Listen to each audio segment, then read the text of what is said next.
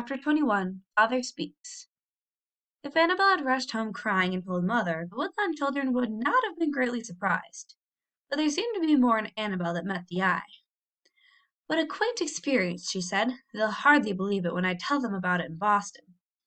Her voice was a trifle shaky, but just as polite as ever, and she went right upstairs without speaking to Clara or Mother, and changed to another dress.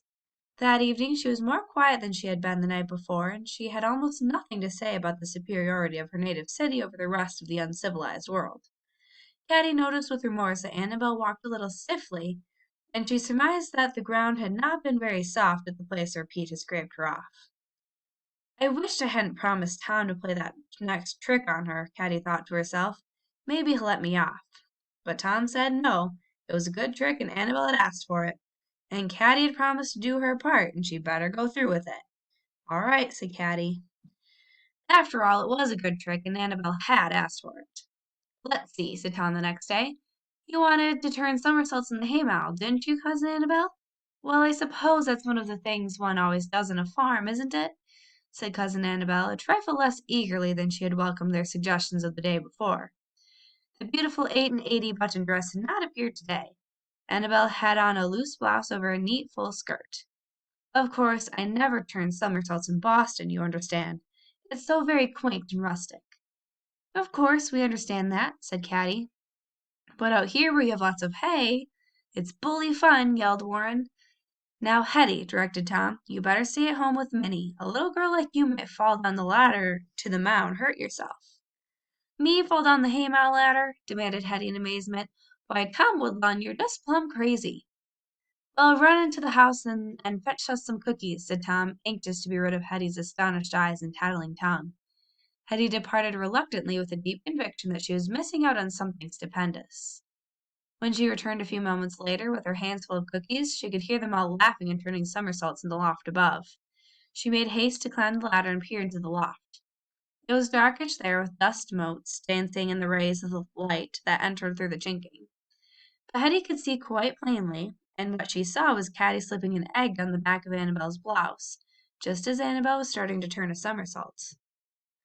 "I can turn them every bit as well as you can already," said Annabel triumphantly, and then she turned over, and then she sat up with a surprised and stricken look upon her face, and then she began to cry. "Oh, it's squishy," she sobbed. "You're horrid and mean. I didn't mind falling off the horse or salting the sheep, but oh, this is squishy." Hetty climbed down from the haymow and ran to the house as fast as she could go. "Mother, if you want to see something, you just come here with me as fast as you can," she cried. On the way to the barn, she gave Mrs. Woodlawn a brief but graphic account of the riding lesson and the sheep salting. When they reached the haymow, Annabel was still sobbing. "Oh, Auntie Harriet," she cried, "I don't know what it is, but it's squishy. Oh dear, I can't bear squishy things." "You poor child," said Mrs. Woodlawn, examining the back of Annabel's blouse, and then, in an ominous voice, she announced, "It's egg." With a good deal of tenderness, Mother got Annabel to the house and put her in Clara's capable hands. Then she turned with fury on the three culprits. But it was Caddie whom she singled out for punishment. "Caroline Woodlawn, stand forth," she cried. Caddie obeyed. "It was only a joke, Mother," she said in a quivering voice. Mrs. Woodlawn took a little riding whip, which she hung behind the kitchen door, and struck Caddie 3 times across the legs. "Now go to your bed and stay until morning. You shall have no supper." "Ma, it was my fault, as much my fault as hers," said Tom, his ruddy face gone white.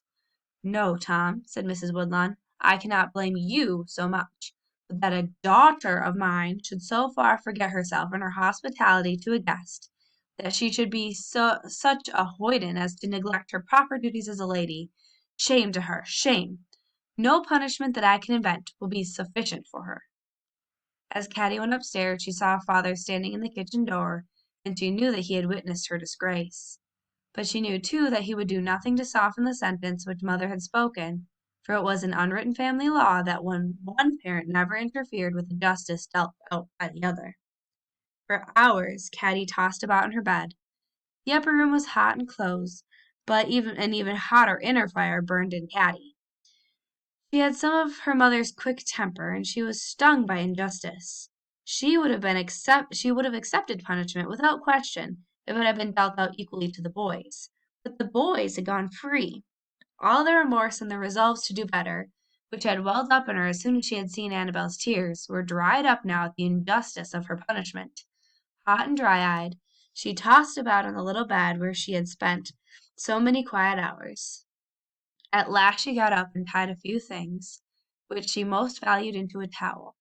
She put them under the foot of her mattress and lay down again. Later, she would slip down to the kitchen and get a loaf of bread and Father's old water bottle, which she would fill at the spring. At least could not begrudge her that much. They would soon cease to miss her. Perhaps they would adopt Annabel in her place. Her anger cooled a little in the fever of making plans. It would have been much easier if she had known just where the Indians were, but at this season the woods were full of berries, and there would soon be nuts. John's dog would protect her, and she could live a long time in the woods until she could join the Indians. She knew that they would take her in, and then she would never have to grow into that hateful thing which her mother was always talking about, a lady. A lady with fine airs and mincing walk, who was afraid to go into the sun without a hat or sunshade. A lady who made samplers and wore stays and was falsely polite no matter how she felt. A soft blue twilight fell, and still Caddie tossed, hot, resentful, and determined. There was a clatter of supper dishes down below, and no one relented enough to send her a bite of bread. A velvet darkness followed the twilight, and, through the window, summer stars began to twinkle. Presently Hetty and Minnie came up to bed. Hetty came and stood by Caddie's bed and looked at her. Caddie could feel the long, wistful look, but she did not stir or open her eyes. Hetty was a tattletale. It was torture to have to lie so still, but at last the little sisters were breathing the regular breath of sleep, and Caddie could toss and turn again as much as she pleased. She must keep awake now until the house was all still and the lights out, and then she would be free to run away. Her heart beat fast, and with every beat something hot and painful seemed to throb in her head. A cooler breeze began to come in at the window. How long it took the house to grow quiet tonight! How tiresome they were! They wouldn't even go to bed and let her run away. Then the door creaked a little on its hinges, there was a glimmer of candlelight, and Father came in. He went first and looked at Minnie and Hetty. He put a lock of hair back from Minnie's forehead, and pulled the sheet up over Hetty's shoulder. Then he came and stood by Caddie's bed. She lay very still with tightly closed eyes so that Father should think her asleep. It had fooled Hetty, but Father knew more than most people did. He put the candle down and sat on the side of the bed, and took one of Caddie's hot hands in his cool ones. Then he began to speak in his nice quiet voice, without asking her to wake up or open her eyes or look at him. "Perhaps Mother was a little hasty today, Caddie," he said. "She really loves you very much, and you see, she expects more of you than she would of someone she didn't care about. It's a strange thing, but somehow we expect more of girls than of boys. It is the sisters and wives and mothers, you know, Caddie, who keep the world sweet and beautiful. What a rough world it would be if there were only men and boys in it, doing things in the rough way. A woman's task is to teach them gentleness and courtesy and love and kindness. It's a big task too, Caddie, harder than cutting trees or building mills or damming rivers. It takes nerve and courage and patience, but good women have those things. They have them just as much as the men who build bridges and carve roads through the wilderness. A woman's work is something fine and noble to grow up to, and it is just as important as a man's. But no one man could ever do it so well. I don't want you to be the silly, affected person with fine clothes and manners whom folks sometimes call a lady. No, that is not what I want for you, my little girl.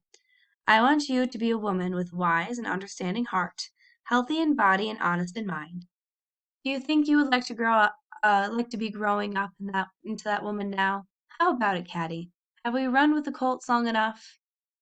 There was a little silence, and the hot tears which had not wanted to come all day were suddenly running down Caddie's cheeks unheeded into the pillow.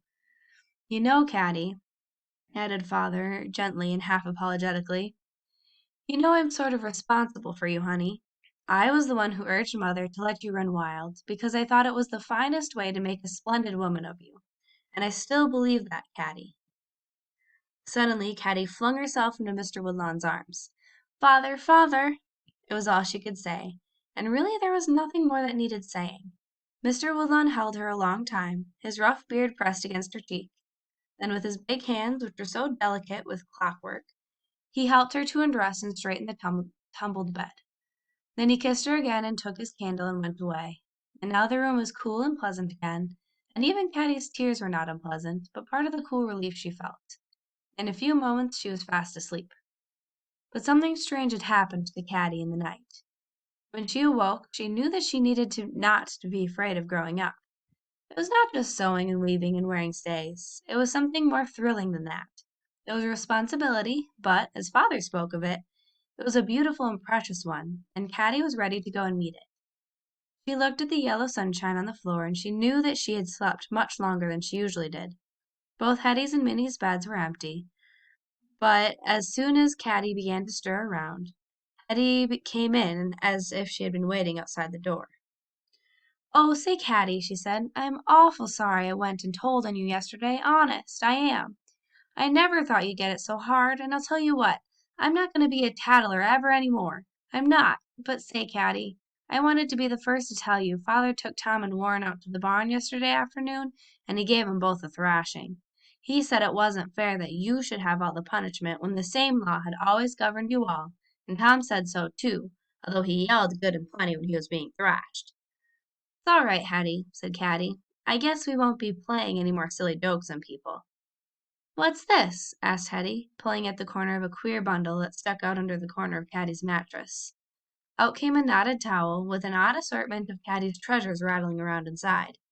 "Oh, that," said Caddie, untying the knots and putting the things away. "Those are just some things I was looking at yesterday when I had to stay up here alone.